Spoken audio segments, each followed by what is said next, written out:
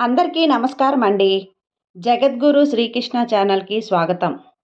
ఈరోజు ఫాల్గుణ శనివారం. ఈ పవిత్రమైన ఈ శనివారం రోజున రుక్మిణి కళ్యాణ కథను భక్తి శ్రద్ధలతో అందరూ వినండి. కళ్యాణం జరగని వారికి కళ్యాణ గడియలు అనేటివి త్వరగా వస్తాయి. కళ్యాణం కూడా చాలా త్వరగా జరుగుతుంది. కాబట్టి ఈ కథ భక్తి శ్రద్ధలతో వినండి. పూర్వం విదర్భ దేశం వెలిగిపోతుంది.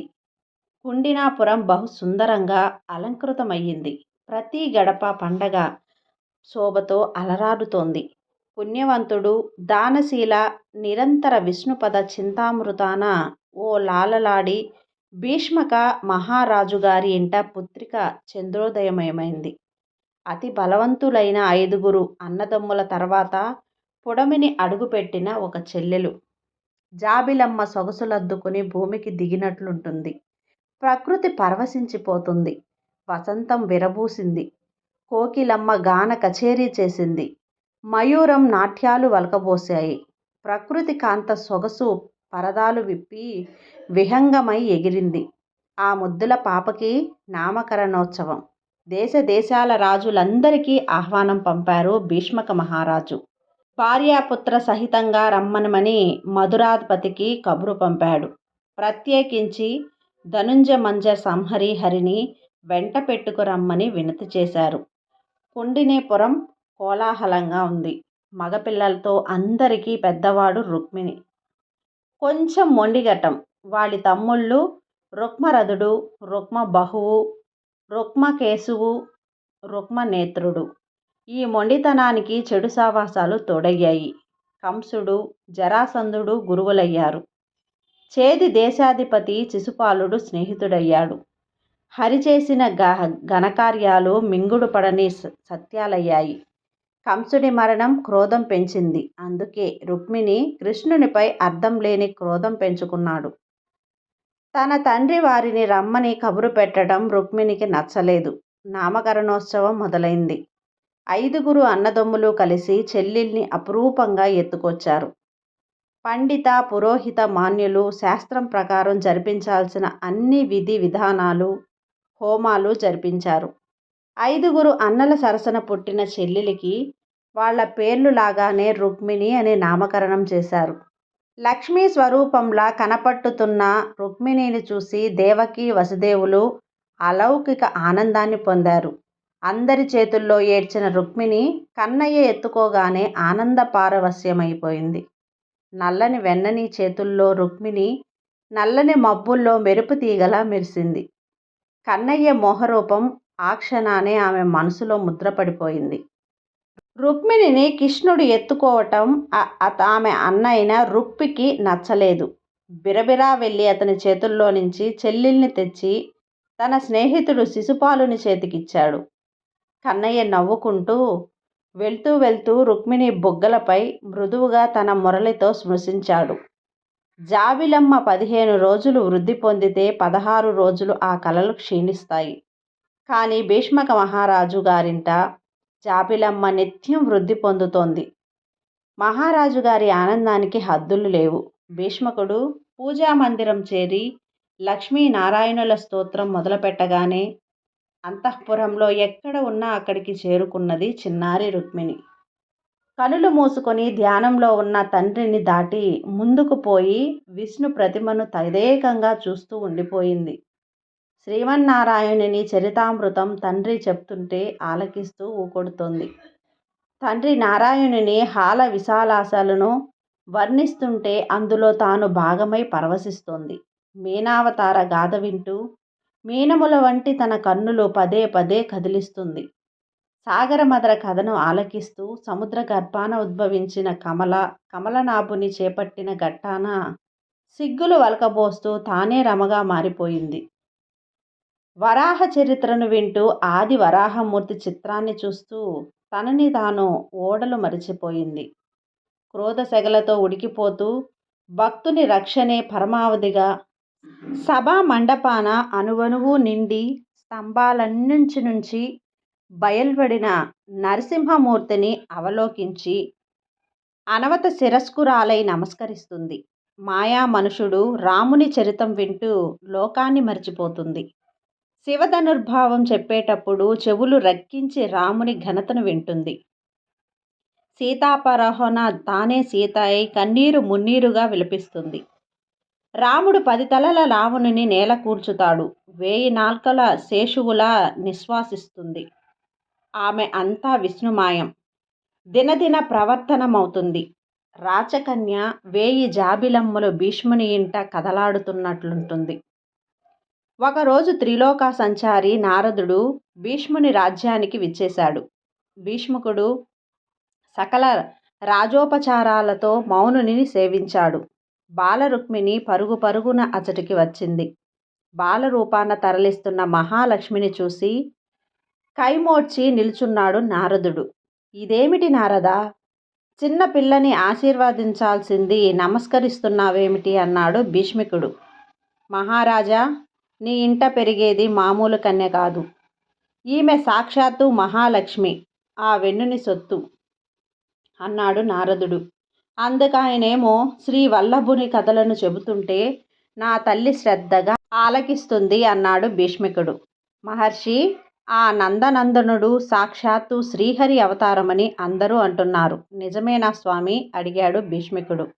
అవును మహారాజా, అతనే నీ అందాల పట్టికి కాబోయే భర్త.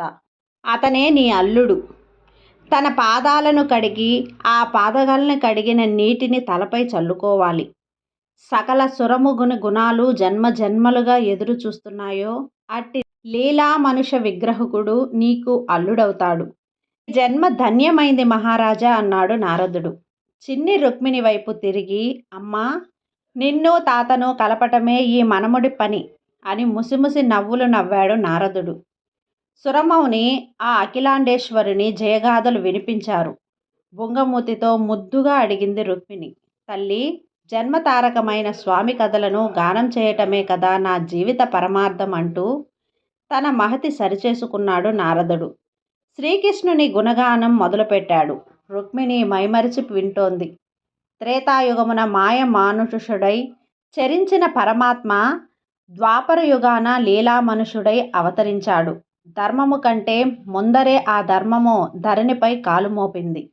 భగవంతుని సైతం కాలరాయాలని పళ్ళు నూరింది. ప్రేమలోగిలిని చెరసాల చేసింది. కళ్ళలో పెట్టుకుని పెంచుకున్న తోబుట్టువులపై ప్రేమ మరణ వ్యామోహంలో మాడి మసైపోయింది. ప్రేమ జంటను చెరసాల పాలు చేసింది. అమ్మ తర్వాత అమ్మాయి లాలించిన మేనమామ తన ఒడిని మృత్యుంజయ చేసి ఒకరి తర్వాత ఒకరు 6గురిని తన కత్తికి బలి చేసిన తల్లి దేవకి గర్భకోశం మిగిల్చాడు కంసుడు. సప్తము గర్భము సంఘర్షించబడి నందగోకులంలో ఉన్న రోహిణి చేరింది. కంసుడు 8 సంవత్సరాల నిరీక్షణ అర్ధరాత్రి చెరసాలలో దేవకీ వసుదేవులకు చేరి కన్నీరు తుడిచి మాయ చేసి ఏరు దాటాడు. ఎదురు చూసిన అష్టమ గర్భం ఆడపిల్ల నింగికెగిసిన ఆదిశక్తిగా మారింది. చావు తప్పదని హెచ్చరిక చేసి అంతర్హిత అయ్యింది. నందగోకులాన యశోదమ్మను వడిని చేరాడు లీలామనుషుడు. నీలిమేఘ శ్యాముడు, కస్తూరి తిలకధరుడు, శిరమున శిఖపించము గలవాడు, ఎదపై కౌస్తవ మణి భూషితుడు, నడుముకు పట్టు పీతాంబరాలను గట్టి చేతిలో పిల్లన గ్రోవి పట్టిన మోహన రూపుడు, తన చిరునవ్వువు సకల జగతిని సమ్మోహింప చేయువాడు, మురిపాల బాలుడై బహుప్రేమలందాడు. రాచబిడ్డ గోపాల కాపరి అయ్యాడు. ఆలుమందలు గోపగోపికలు అతని లోకమయ్యాయి. పసిబిడ్డ కుడిచే పాలల్లో విషం చిమ్ముడు చిచ్చుడు పాలతో పాటు పాలను పీల్చి వినోదించాడు నందనందనుడు. పూతన జీవితాపహరణం లోకానికి పరమాత్మ గుట్టురట్టు చేసింది. కాలో లోకభక్షక ఎన్ని తరాలను మింగేసిందో, ఎన్ని యుగాలను చుట్టేసిందో. అయినా ప్రతివాడు చావును జయించాలని శాశ్వతంగా లోకంలో పాపాలు చేస్తూ పాతుకుపోవాలని చూసేవాడే. తాను చేసే పని తప్పో ఒప్పో సరిచేసుకోడు. శకటాసుర, ధేనుకాసుర, వత్ససుర, బకాసుర, తృణావర్త, వృషభాసుర, కేసి వంటి రక్కసులెందరో వచ్చారు. రక్కసుల బెడద నుంచి తప్పించుకోవాలి. నందనుడు రేపల్లె నుంచి తన నివాసాన్ని బృందావనానికి మార్చుకున్నాడు. మంచినీటి మడుగులను తన విషజ్వాలాల కలుషితము చేసి కాళీయుని పగడములపై నాట్యకేలిలోడై యశోదానందనుడు తాండవమాడాడు. ప్రకృతిని మించిన పరమాత్మ లేదని, ప్రకృతి సేవనమే పరమాత్మ పూజయని ఇంద్రుని పూజను మాన్పి గోవర్ధనగిరిని పూజించాడు. రోసిల్లిన ఇంద్రుడు 7 రోజులు కురిపించిన వర్ష ప్రళయాన్నుంచి ఆ గోవర్ధనగిరిని చిటికిన వ్రేలుపై మోసి గోపిక గోపాల సమ్మోహనంతా రక్షించాడు. గిరిధారి అయి ప్రణతులందొడాడు. ఆకృనిని వెంట మధుర కుజని మత్తెక్కిన కవల యాపిడనం గావించాడు. కుబ్జకు సుందరారూపమిచ్చాడు. ఎదురొడ్డిన చారుక ముష్టికులను మల్లయుద్ధాన అగ్రజుడు బలరామ సహితుడై మట్టి కల్పించాడు. తాత ఉగ్రసేనుని చెరసాల పాల్తేలి తన తల్లిదండ్రులను దేవకి వాసుదేవులను కారాగృహమున బంధించి మదోద్రుడైన సింహాసమున కూర్చున్న కంసబాలుని పైకి సింగములవలే లగించి కాలుని పాల్చేసినాడు. ధర్మరక్షణ చేసినాడు. నారదుని నోట జాలువారిన శ్రీ కృష్ణామృతం తనివి తీరా గ్రోలిన రుక్మిణి మధుపాన కస్తమై భ్రమల ఓవలే కదలక మొదలక ఉండిపోయాడు. భయపడుతున్న భీష్మకుని చూసి నారదుడు ఆమె పారవశ్యతతో ఉన్నది, కొద్దితరి ఆమెను అలాగే ఉండనివ్వండి అంటూ హరినామ సంకీర్తన చేస్తూ వెళ్ళిపోయాడు. నారదుడు చేసిన రూపవర్ణన, ఆ పెద్దలు ఈ సజ్జనులు చెప్పిన గురుతులు మనసు పెట్టి మనోహరాన్ని రూపాన్ని ఎదలోపల ఎదుటనే చిత్రించుకుంది. నిరంతరం ఆ ప్రణయ సాధనే తపస్సుగా జీవిస్తోంది. అతనిని తాను ప్రత్యక్షంగా చూసినదే లేదు. తనని అతడు ప్రత్యక్షంగా చూసినదే లేదు. కానీ మనసు లోపల కట్టుకున్న ప్రేమ పొదరిల్లు అతని ఆకృతిలో నిండిపోయింది. ఆ అణువణువు అతని మాయమే. కాలం పరిగెడుతోంది. వయసు పాకాన పడుతోంది. బాలరుక్మిణి ముగ్ధ అయ్యింది. సురముని మగధను చేరాడు. మదన జనకుని చేరి ప్రణత్పులర్పించాడు. వాసుదేవా, నేనిప్పుడే కుండనీపురం నుంచి వస్తున్నాను. భీష్మకుని గారాల పట్టి నీకు సరిజోడు సుమా.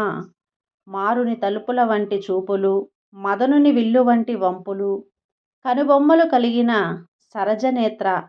ఆమె పాలభాగము చంద్రుని ముక్కవలే ఉంది. ఆమె కన్నులు మీనముల వలె, ఆమె ఆధరములు అజ్ఞాన తిరుముల పాలద్రోలేటి జ్ఞాన భాండాగారాలు, ఆమె కురిలు భ్రమరముల సమూహాలు. ఆ పడతి సౌందర్యము వర్ణింప రతిదేవికైనను సాధ్యము కాదు గోపాల. నీకై తపిస్తోంది, నీకై పరితపిస్తోంది. నీ నామము తప్ప అన్యమెరుగదు. ఆలసించక అనుగ్రహించు ప్రభు అంటూ కైమోడ్చాడు. దేనికైనా సమయం రావాలి కదా మునిశ్రేష్ఠ అంటూ చిరునవ్వులు చిమ్మాడు వాసుదేవుడు. నవ యవ్వనాన ప్రవేశించిన తన తనయును మగధాధీశుడు శ్రీకృష్ణుడికి ఇచ్చి పెళ్లి చేయాలని నారదుడు చెప్పిన మాటల వల్ల, బంధువులు చెప్పిన మాటల వల్ల నిశ్చయించుకున్నాడు భీష్మికుడు. వయసు నింపిన వృద్ధాప్యం వల్ల రాజ్యభాగం పెద్ద కొడుకు రుక్మికి అప్పగించాడు. కూతురి కళ్యాణం కనులారా చూసి తరించాలని ఆరాటపడ్డాడు. తండ్రి ఆలోచన తెలిసి రుక్మిణి మండిపడ్డాడు. కృష్ణుని అనేక విధాలా తోలనాడాడు. అతని జన్మమే అర్థం కాదని, ఎక్కడ పుట్టాడో ఎక్కడ పెరిగాడో ఆలమందలను మేపుకు తిరిగిన గోవుల కాపరి తన చెల్లెలికి తగదని ఖండితంగా చెప్పేశాడు. చేది దేశాధిపతి దముమోషణుని కొడుకు తన ప్రాణమిత్రుడు శిశుపాలుడే తన చెల్లెలికి తగిన భర్త అని నిర్ణయం చేసేశాడు రుక్మిణి. కళ్యాణానికి ముహూర్తం నిర్ణయించి స్వయంవరానికి తరలిరమ్మని శిశుపాలుడికి వర్తమానం పంపించాడు. అన్న చేసిన నిర్ణయం వల్లని రుక్మిణి తండ్రి వద్దకు వెళ్ళి వాపోయింది. నిస్సహాయుడైన మహీపతి మౌనం అమ్మను దుఃఖానికి గురిచేసింది. చెప్పినా వినని, అర్థం చేసుకొని అన్న మాటలకు అశ్రుతాప్తురాలైపోయింది. పరుచుకుంటున్న 12 వెన్నెల పడతుల గుండెలను పిండేసింది. ప్రియని విరహపు చడులు ప్రేయసి పాలిట మండు వేసగుండులవుతున్నాయి. చంద్రుని వధువు జారుతున్న చకోరం జంట కోసం కన్నుల్లో ఒత్తులు వేసుకుని ఎదురుచూస్తోంది. పరుచుకుంటున్న గవాక్షాలు, క్రీనీడలు మనసు పడుతున్న వ్యధలను వ్యక్తపరుస్తున్నాయి. అంతఃపురం గవాక్షాన నిల్చున్న కుందనపు బొమ్మ విదర్భ రాజకుమారి. పద్మము వంటి ముఖం వాడిపోవుతున్నది. గ్రీష్మం వంటి నిశ్వాసం ఆమె ఎద లోతులను స్పృశించి అశ్రుతప్తమవుతున్నది. మాధవా, నిన్ను తప్ప అన్యులను నా మది తలచి ఎరుగలేదు. చరణములే నాకు శరణు. అపశరణ్య నీ ప్రియురాలు, నీ ప్రాణసఖిని, నన్నేలుట నీ ధర్మమే ప్రభూ అంటూ పరివిధాలా పరితపిస్తోంది. పరమాత్మ తననే అన్య శరణ్యము వారి చేయి విడువకదా. బాణునులే కిరణాలు అమ్మ ఆలోచనలకు ఒక రూపునిచ్చాయి. తెల్లవారిన వెంటనే తన నమ్మకమైన ఓ చెలికత్తెను పంపించింది. తాను గురువుగా హితునిగా భావించే విప్రుడు అగ్నిద్రోత్రమని పిలిచింది. తన మనోవిలాపమంతా ప్రేమలేఖగా మలిచింది. అది అతని చేతికిచ్చి, ఓ విప్రోత్తమా, ఇప్పుడు నా ప్రాణాన్ని, నా జీవితాన్ని నీ చేతిలో పెడుతున్నాను. కారుణ్యమయమైన మీ ఆశీస్సులు అందించి ఈ లేఖను ఆ కంసమర్తునికి అందజేయండి. నా మది తన లోకమే, తన కోసమే చరోకమై ఎదురుచూస్తుందని చెప్పండి. తన బాసి తన ప్రాణాలు నిల్పమని చెప్పండి. తనని తప్పి మరొకరిని నా జంటగా మనసు వల్లదని చెప్పండి. తన ప్రాణసఖి ప్రాణాలు తన రాక కోసం ముడిపడి ఉన్నాయని హెచ్చరించండి. సత్వరమే ద్వారకను చేరి ఆ వసుదేవుని వెంటబెట్టుకురండి అన్నది రుక్మిణి. ఆమె మనోభిలాషమెరిగిన అగ్నిద్రోణుడు వెంటనే అటు నుండి బయలుదేరి వాయువేగ మనోవేగాలతో ద్వారకు చేరుకున్నాడు. దూరదేశాన్నించి వచ్చిన విప్రుని తీసుకెళ్లి కృష్ణుని సముఖాన నిలబెట్టాడు. ద్వారకపాలకులు. ఈ సమయం సందర్భాలెరిగిన ఆ విప్రుడు నిండు పేరోలగంతో సింహాసనమునందు ఆసీనుడై ఉన్న శ్రీకృష్ణుని పరమాత్మను చూస్తూనే సాష్టాంగ ప్రణతులర్పించి శీఘ్రమేవ కళ్యాణ ప్రాప్తిరస్తు అని దీవించాడు. మురారి ముసిముసి నవ్వులు నవ్వాడు. దూరదేశాన్నించి వచ్చిన విప్రునికి మొదటగా సకలోపచారాలు, మృష్టాన్నముల తాంబూలములు సమర్పించాడు. ఇప్పుడు తమరు ఎక్కడి నుంచి వచ్చారో, ఏమి సమాచారం తెచ్చారో, ఎందుకొచ్చారో తెలుపమన్నాడు. విప్రుడు నవ్వుకున్నాడు. మాయావిలోది, నీతోనే చెప్పించాలని. నీకు తెలియని దేశము ఏదయ్యా అని మనసులో అనుకొని, ఓ దేవాదిదేవా, నా పేరు అగ్నిద్రోణుడు. నేను విదర్భ దేశమందలి కుండలిని నగరం నుంచి వచ్చాను. మా రాజకుమారి రుక్మిణీదేవి ఈ లేఖను మీకు అందించమన్నది. తన ప్రణతులు అర్పించమన్నది. తన విరహ విలాపాలను మీకు ఈ విధంగా తెలిపింది. వెంటనే వచ్చి తనని చేపట్టమని ప్రాధేయపడింది అంటూ రుక్మిణి చెప్పిన మాటలన్నీ తూచా తప్పకుండా విన్నవించాడు. అన్నీ విన్న మానసచోరుడు ఈ శుభలేఖార్థములను చదువుకున్నాడు. స్వామి, కంసాది దానవులను మట్టి కరిపించిన నీకు ఈ నర సంఘటములు ఒక లెక్కయా? నా అన్న నీవు ఎవరన్నది తెలియక తప్పు చేస్తున్నాడు. నన్ను శిశుపాలునికి ఇచ్చి కట్టబెట్టాలని చూస్తున్నాడు. ఏ యుగమునైనా అలా జరిగిందా ముకుందా? నీకుగాక నా చేయి పట్టగల ధైర్యం ఎవరికున్నదయ్యా? అయినా ఈ మాత్రం దానికి యుద్ధం చేయటం అవసరమా అని భావిస్తావేమో. నీకు ఒక ఉపాయం చెబుతాను విను. మా ఇంట పెళ్లికి ముందు కన్యక ఊరి వెలుపలున్న గౌరీ ఆలయానికి వెళ్ళి పూజాదికాలు నిర్వర్తిస్తూ వస్తుంది. ఆ సమయంలో నా వెంట కొద్ది సైన్యం మాత్రమే ఉంటుంది. కాబట్టి ఓ రాజసింహమా, ఆ సమయంలో అచటికి వచ్చి రాక్షస విధిన నన్ను చేపట్టి నీ అధరము మీద ఎక్కించుకొని నీ నగరానికి తీసుకుపొమ్ము. మనసు విప్పి చెప్పిన మగువను అన్యదా భావించక వేరిగినమ్మా, నన్ను కొనిపొమ్ము. ఆ లేఖను మళ్ళీ మళ్ళీ చదివాడు మధుసూదనుడు. విప్రుని వెంక తిరిగి, ఓ విప్రోత్తమా, కొంత తడువు విశ్రాంతి గొనుము. సత్వరమే మనుమకుండినకు పోయదము అంటూ ద్వారకనుని దారుకుని వైపు తిరిగి రథాన్ని సిద్ధం చేయమన్నాడు. కొద్ది క్షణాల్లో శైభ్యం, సుగ్రీవం, మేఘపుష్పం, వకలాహలం అనే 4 ఉత్తమ మాస్వాలు కలిగిన రథం సిద్ధమైంది. అగ్నిద్యోద్యముని రథములోకి ఎక్కించుకొని వేగవంతమై ఆ అశ్వాలను పరుగు పెట్టించాడు శ్రీకృష్ణుడు. ఆ సంగతిని ఎరిగి తమ్మునికి తోడుగా చతురంగ బలాలను వెంట తీసుకొని బలరాముడు కుండినకు బయలుదేరాడు. కుండినలో పెళ్లి పనులు జోరుగా సాగిపోతున్నాయి. భీష్మికుని ఆహ్వానాన్ని మన్నించి దేశ దేశాధినేతలు రుక్మిణి స్వయంవరానికి యత్నించారు. అందరికీ పేరు పేరున స్వాగతం చెబుతూ వారి వారి అంతస్తుకు హోదాకు తగ్గ విడుదలను ఏర్పాటు చేస్తున్నాడు భీష్మక మహారాజు. రుక్మికి తన మనసులోని మాట చెప్పి కాదనిపించుకొని విధిలేక రుక్మిణి అతను చెప్పినట్టే శిశుపాలునికి ఇచ్చి చేయటానికి ఒప్పుకొని భారాన్ని భగవంతునిపై వేసి మౌనంగా తన కర్తవ్యం ఆచరిస్తూ పోతున్నాడు. ద్వారకకు వెళ్ళిన అగ్నిత్రోత్యుని నుంచి ఎటువంటి కబురు అందక రుక్మిణి పరితపిస్తోంది. గాలి వీచి అది చలికాని పిలుపుకొని తలచేను మురళి మోగిన తన మురళీధరుని తలుపు అనుకుని ఊగిసలాడెను. అందియుల మూత్రములు కృష్ణ ప్రాత కట్టమని భ్రమసేను. చిలుక పలుకులు విని ప్రభుని పలుకులని పరవశించెను. కాలమా పరుగులెడుతున్నావు, ఎంత నిర్దయ నీకని నిష్ఠూరమలాడెను. తొలి కిరణాల జగతిని మేల్కొంప పలదని భాస్కరుని బ్రతిమలాడెను. విప్రుతరుడు ద్వారకకు చేరెనో లేదో, అసలి వేరే చోటను విశ్రమించానో, తన లేఖ నంది విభుడు దాన్ని చదివెనో, ఆడపిల్లని తలపోసి చులకన చేసినదో, ఏమి కాదన్నదో తన భవిత యచునుచు పరిపరి విధముల భీతిల్లు ఆ హరినాక్షి. నీలమేఘశ్యాముడు సోదరుని గూడి కుండినపుర రాజవీధుల్లోకి ప్రవేశించాడు. రాజకన్యక కళ్యాణం. నగరం మొత్తం పెళ్లి కూతురిలా సింగారింపబడినది. మంచి గంధం కలిపిన నీరు అంతటా చల్లెను. ఎక్కడ నుంచినే పచ్చని తోరణాలు, స్తంభాలకు కట్టిన అరటి బొద్దలు, అందంగా అలంకరించిన కలువల పూలమాలలు, రహదారుల్లో కుంకుమ, పసుపు, కర్పూరం అనేక రంగులతో అలంకరించబడ్డ అందాల రంగవల్లులు తీర్చిదిద్దాయి.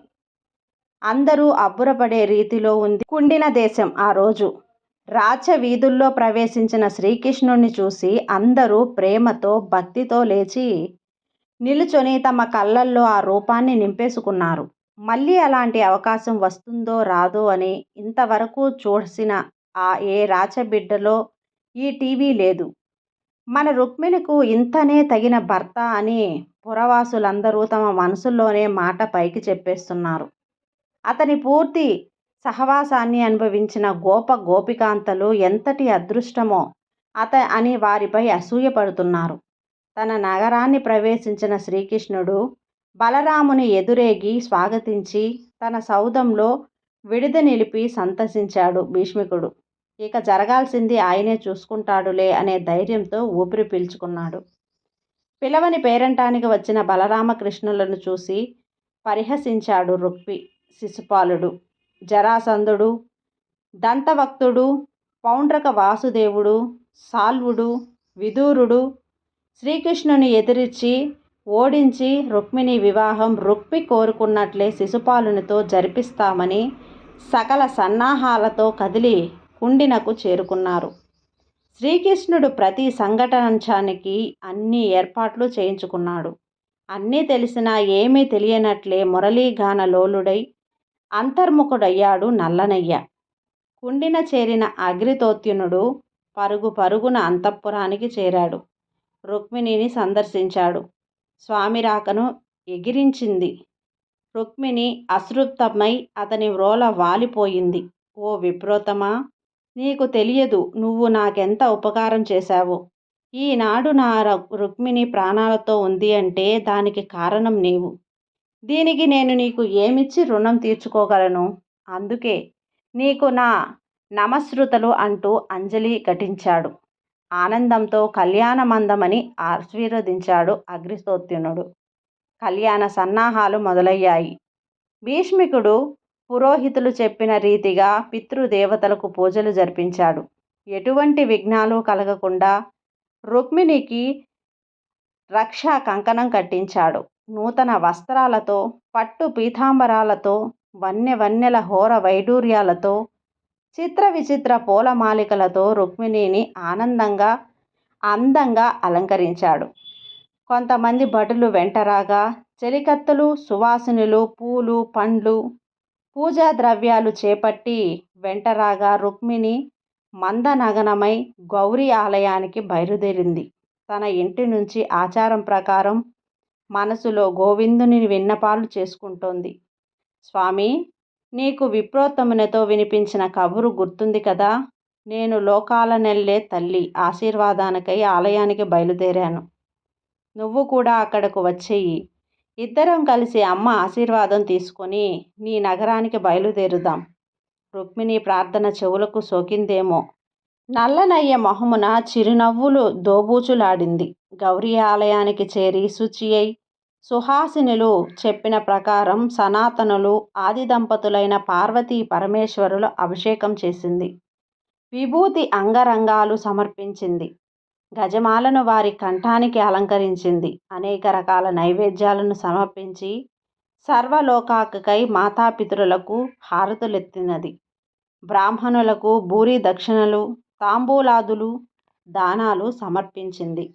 ఆలయం నుంచి బయటపడి వెన్నుని రాకకై ఎదురుచూస్తూ రాజమార్గాన అడుగులేసింది అతివ రుక్మిణి.